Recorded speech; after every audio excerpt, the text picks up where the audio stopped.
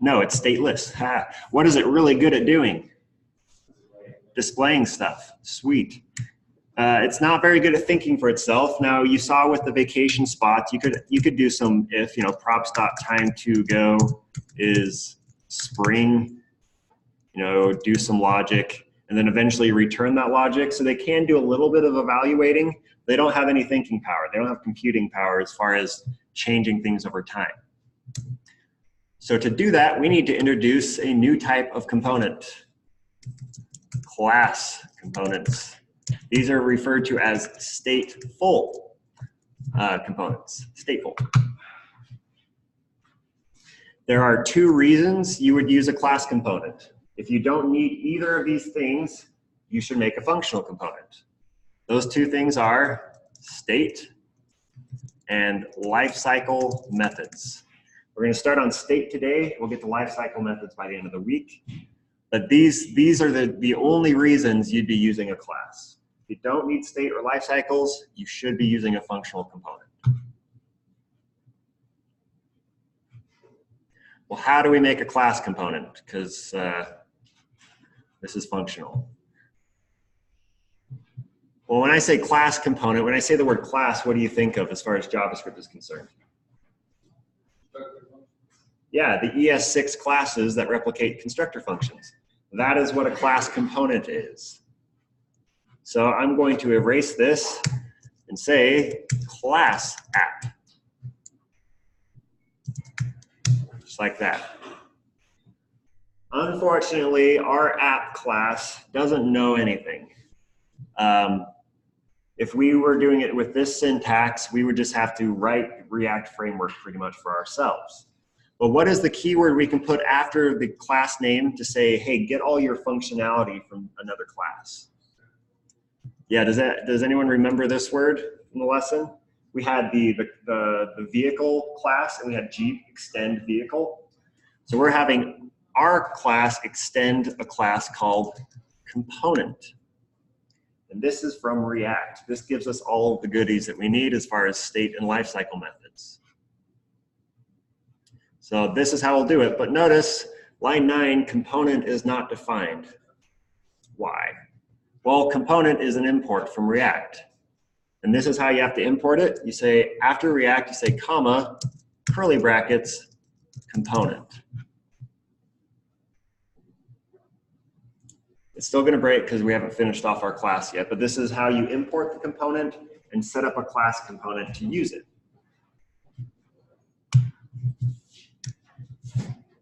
Every class you make will always extend the component. If you don't like importing the word component like this, component is a property of React, so you can say react.component if you really want. It's the exact same thing as importing it and using it as its pure word. So component gives you the ability to save information over time, change it over time, and give you specific moments in time to change that data. That's a lot. So let's focus on state. What is the first thing that's called inside of a class? Just regular JavaScript. Constructor. Now the constructor needs to be told to go look at component in order to know how to set up its settings, its configuration. So we call the method super inside of constructor every single time because this makes sure that our component is set up correctly. Super goes and looks at this component in React and makes sure that this constructor is all set up. So we don't have to do it ourselves. It's just there and it works. What's that? Does it need to be called constructor? This does. This has to be called constructor. This has to be super. And if we're talking about a class, what is this portion of the class for? What does it describe about our component? Remember, I was like, constructor is what it means to be an app, what it means to be this class. And then everything after and here is what does this class do? It's the doing words, it's the methods. So to set up a class component, we give it the constructor and the super, and then we have to give it one method called render.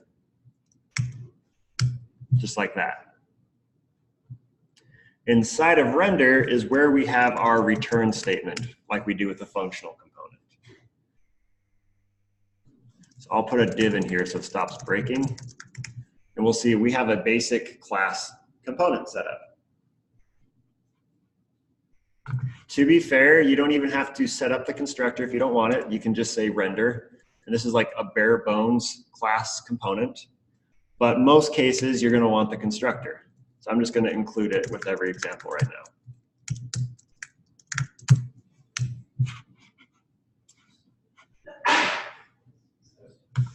So pause for a dramatic effect. Any questions on the setup of a class component? Got a lot of new words. What's going on with super again? Super is going and looking at the React component that's built in the React framework, and it's inheriting a bunch of features, including this render method. This only works because we're getting that functionality from here. But then there's other things that we'll start introducing that are all coming through component as well. So super just says, hey, go set up app to have the same kind of rules and constructs as this component. So yeah, it just refers to the previous. Yeah, go inherit all the features. It refers to the previous constructor. Not previous, more of like parent, yeah. Saying every feature that this has, make sure app has the same features. Right. And you can use it, you'll use this on every single class. We always want these features. Why are these features cool? Because they give us state. So I'm putting a couple write-ups in Slack right now, one on class components and one on state. As soon as we get this down, we get to cover events and change stuff. And I just posted an about blank. What the heck? There we go.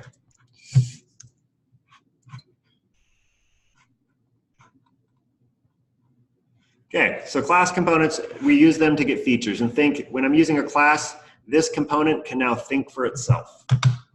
How does it do that? In the constructor, we declare something called this.state. And it is always, always, always set equal to an object. Just like that.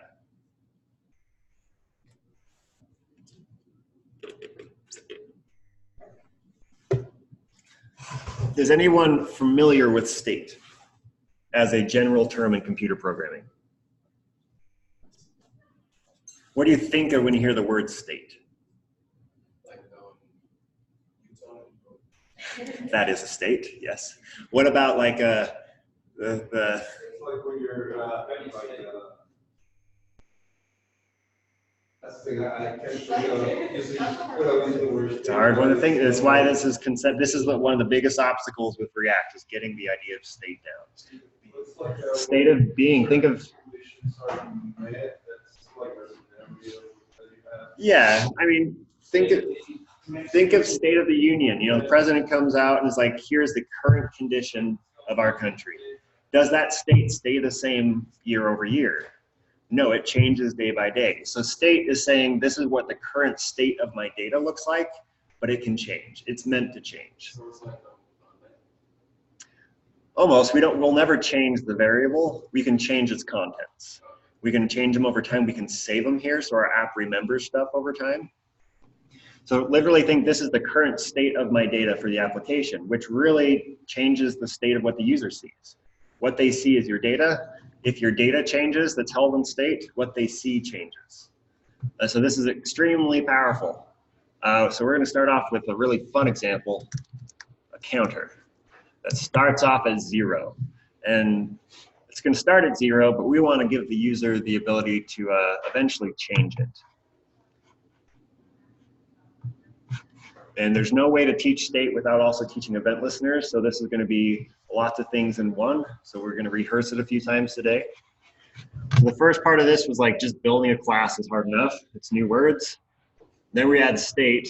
And this, whenever you build state, think things in here can change or may change. I want the stuff to be maintained and I want the ability to change it over time. Okay, so I have counter. I would like to display this in the DOM. So instead of saying hello world, I'd like counter to show up right here. I'd like it to say counter 0. So how do I reference this variable? What is it a property of? What object is it a property of? State. How do I reference this? This. So when you're in a class, it's this dot everything. You'll never say something without this pretty much, because you need to refer to yourself every time you're trying to get data from this component. So if I need anything from state, I'll refer to it as this dot state dot whatever I want to show, counter. And that'll now show my state variable. And that's because component is the parent constructor and state is already within its parameters. Yep, this refers to our class, and our class has a this dot state. So when I say this dot state, it's saying, hey app, look at yours, this dot state, give me this variable. Super is the reason any of this works. Super says, go to component and get all these features. Go get this mechanism. Give me the ability to call render to tell it what to show. And about 40 other things that we'll cover in time. But this comes with a box of pre-built things that we get to use. And super is what goes and grabs it. All right, well, I would like the ability to change this. What would be an intuitive way a user could make this number change? What would they expect to see on the DOM? A button, yeah. And we'll say this button's for increment. When I click this button, this number should go up. In a perfect world. Well, we're thinking base JavaScript classes. Where do I put my doing words? When we were talking about the Jeep, we had honk and crash, all those different things. Where did I put those doing words? Outside of the constructor. This is what it is. This is what it does. So below the constructor and above render, I can make methods, class methods that are all the doing words. How is this component going to change this state? Methods. It has doing words. Well, what is the doing word for incrementing a number? I think increment's a good word. That's what it's doing. So this app has the ability to increment. So I declare a function. Without the function keyword, I can just say fat arrow increment, like that. And it's like, wait, why can you write that? Why is nothing breaking? Because we are in the class. We're outside of the constructor. The class doesn't end until way down here. So before our render method and after our constructor method, we can build as many of these as we need. They wouldn't all have the same name, but we can build all the doing words we need. Well, I need to program into this the ability to change this number. So intuitively, since it's JavaScript, how would you think you could change this number? We don't need a for loop because we only have one item.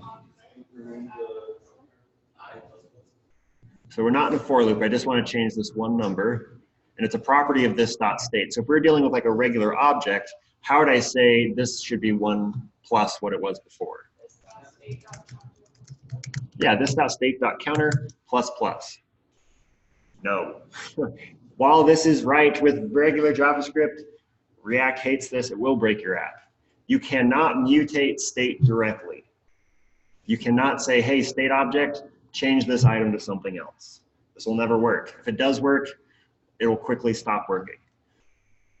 So how do we get this to change if we can't say, literally change it? Well, there's a method that comes with the component called this.setState.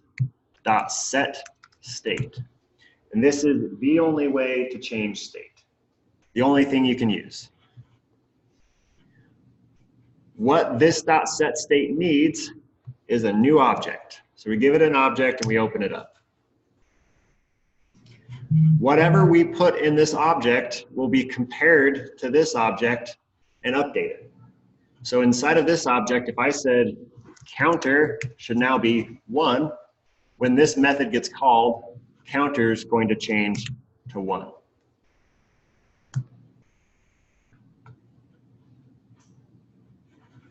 That right there is enough to fill your day, but we got more. Because now how do I make this button call this method? How do you add event listeners in React? In vanilla JavaScript, we're like add event listener, right? Click or jQuery, what have you.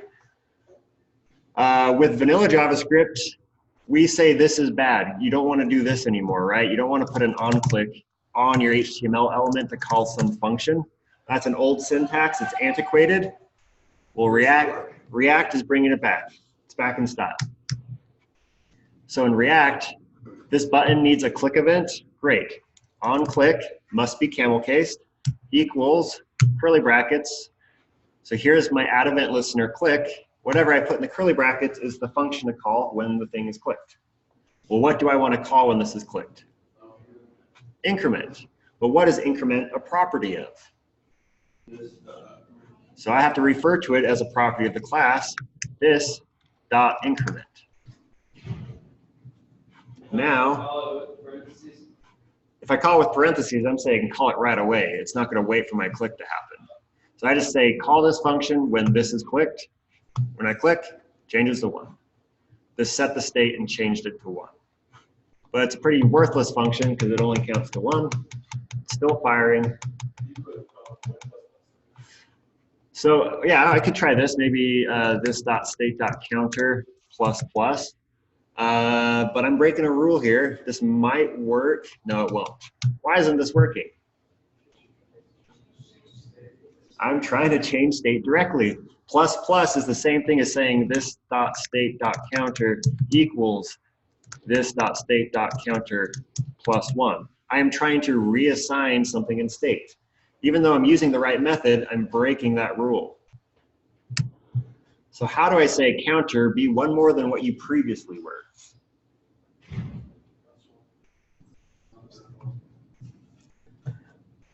I could probably refer to state as long as I'm not changing it. This isn't saying change this dot state dot counter to be 1. It's saying whatever this is plus 1 should be the new counter.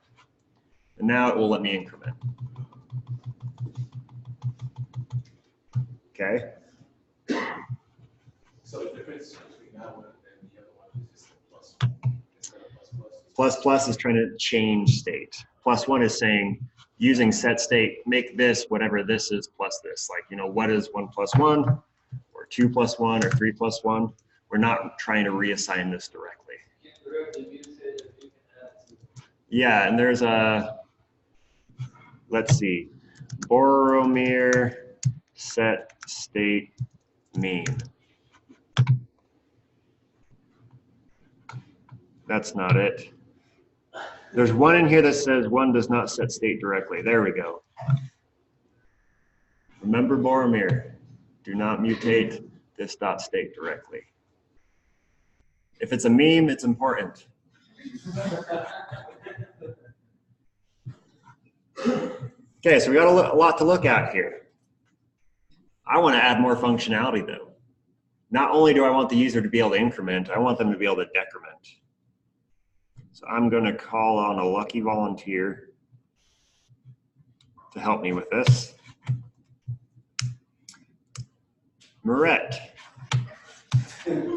today is your lucky day. I would like to have a decrement method that sets state to 1 minus and have a button that does it.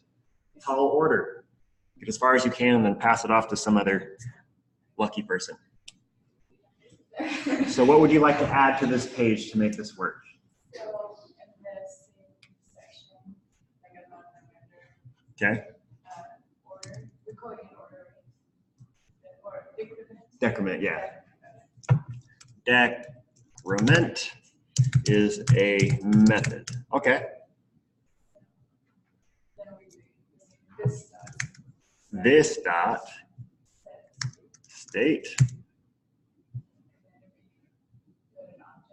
Okay, we got to give set state an object because it's going to go compare it to this one to see what the changes should be. And what do we want to set state to? Or what are we trying to update in state? First, I need to tell it what part of state am I updating. Counter. And what am I updating it to? This is Nice. All right, there's my decrement. Now how do I give the user the functionality of being able to use it? oh no, that's not. Let's make another button. We'll say this is the decrement button. How do I add event listener click? On click. And what's the method we're calling? This dot decrement. Woohoo. We've got functionality, people. No, yeah, it was like style. Yeah, style it and you've got a full stack app right here. No. But it is pretty fun to play with when it starts working. Do you like this more than the syntax add event listener click function? It's a little bit more declarative, right? I declare you have this functionality and this text and be a button. And then it just does. But it doesn't do it out of the box. We got to have all these pieces set up. We have to have this dot state with super and constructor. This dot state must be an object. We need a method that calls this dot set state. We have to use this. We tell this dot set state, hey, this object needs to be compared against this object, and this object needs to make the appropriate changes. So first we say, I want this to be updated, counter, and what to update it to.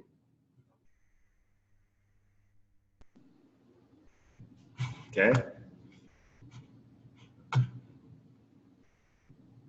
This is a lot of stuff. So we're going to do something painful. Let's start over. Iterations are our friend. Emily, could you help me declare a class called app that extends the component?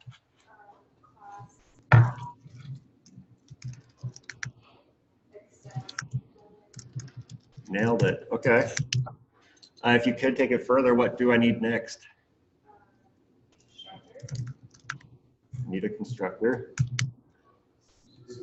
Super, if you're French. C'est super. This dot state is equal to what? Cool, empty object. We'll start with that. Now, what is the one method I have to use in order for stuff to be returned? Gotta tell it what to render. Render, parentheses, curly brackets. Return, parentheses. App. And now we've caused an infinite loop because I have a component returning itself. It's like, yeah, so we want to return a div or something to display. Hello, world.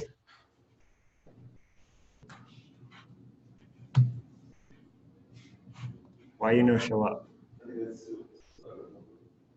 Oh yeah, it's still, yeah. When I put app there, it's still frozen. It's still trying to figure out what I just did. I'm sorry. So yeah, don't use a function in a function unless you know exactly why, or else you will have an infinite loop immediately. Because a function calling a function, calling a function, calling a function, calling you get it. Man, that's not. Man, we just destroyed Chrome there. Localhost. What is the localhost that Create React App runs on? Localhost, what port number? Yeah, 3000.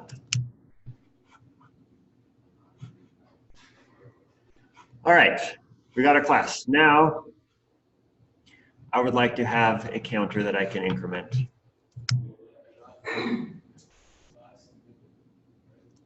So what would be the first step, Afame? Or the constructor and render? Yeah. So what would we do here to build an increment functionality?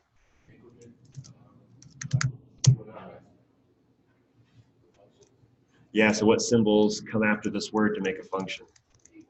Equal. Parentheses. Add arrow. Curly brackets. Cool. All right. What do I need now for a increment functionality? I'm missing a few pieces.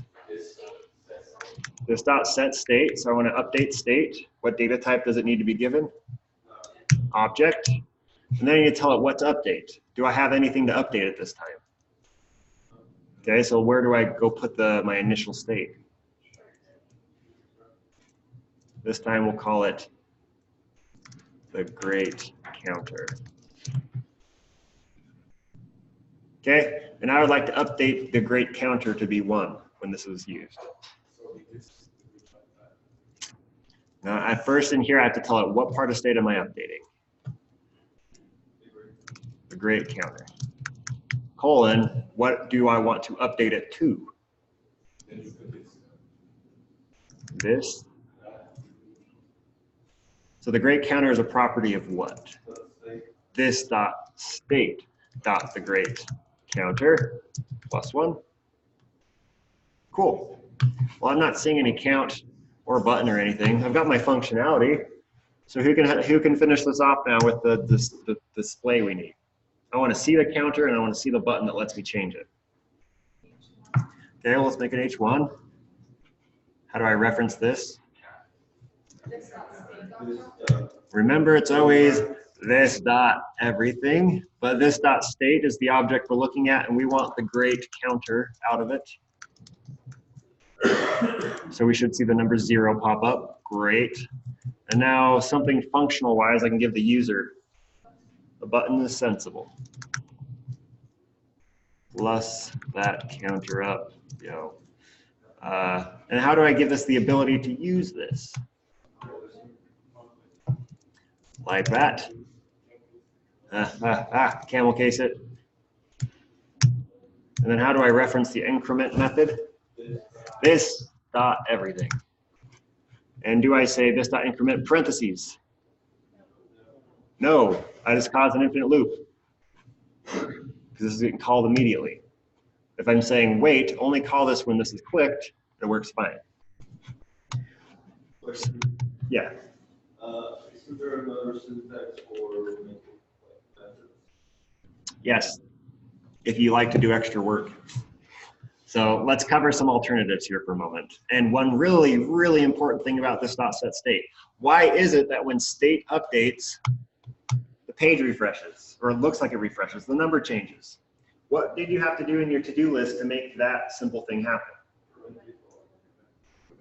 Okay, yeah, that's if it was a form. But let's say you added, you edited, yeah, to clear off your page and relist the whole page. So is that happening right now? There's no blipping. No, this is the power of React. When you call this dot set state, the thing that happens, it updates the data, and then starting with the top level component, app does this recursive search through your entire application to see where data is changed and then updates that one piece. And that happens immediately after this dot set state is called. So the first thing that happens after this is actually render. It's like, oh, state has changed, re-render the page. And it does this for your entire application. So you don't want to call this, 100 times a second because you're going to be freaking React out trying to re-render your whole application 100 times a second. But it's extremely powerful. As soon as this is done, our page refreshes automatically or reevaluates its data and shows it appropriately.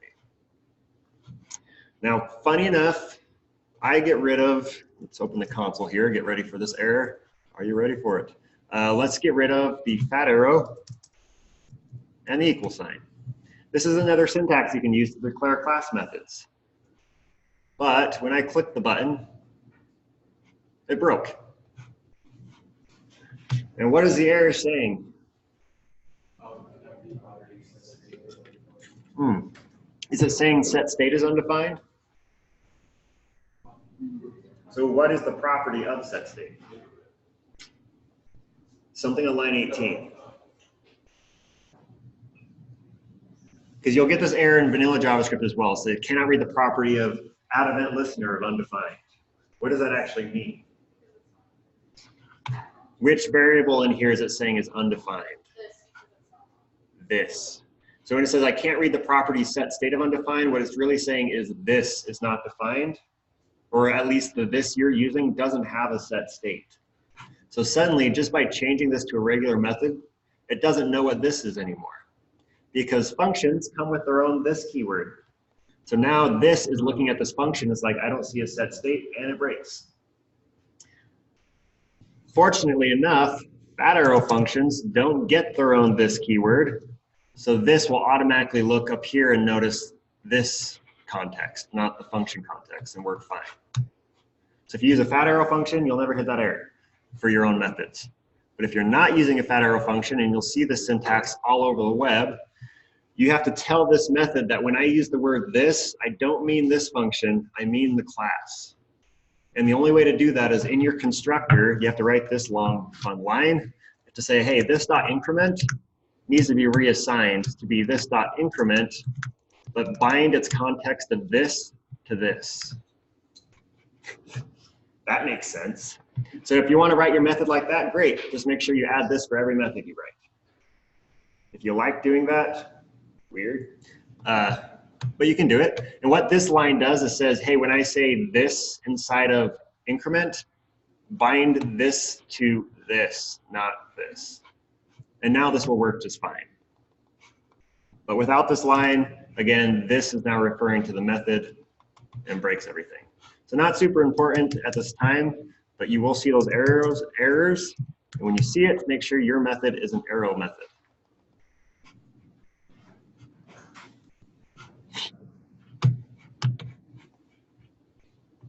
Okay, I'm going to stop this recording here just